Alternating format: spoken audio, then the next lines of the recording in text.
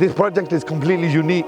This project is for everyone because Sayyidina Hud al-Islam is the prophet of all of us.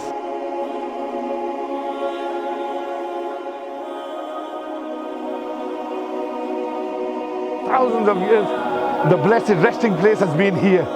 Tell me how many people have had the opportunity to donate. Once this is built, in our lifetime, you will not have an opportunity to donate towards this blessed project anyway. Why, my brothers and sisters? Because it's not going to come again. Once the work is done, it's done, my brothers and sisters. But now the work is needed in our lifetime.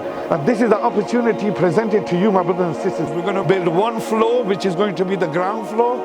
And this is going to be the first floor here, inshallah. The whole complete look of this place is going to be completely changed, inshallah, this year. And this is through your help. So we are hoping, my brothers and sisters, will come together, inshallah ta'ala, and help us, inshallah, to expand this blessed resting place for all the people who come here every single year.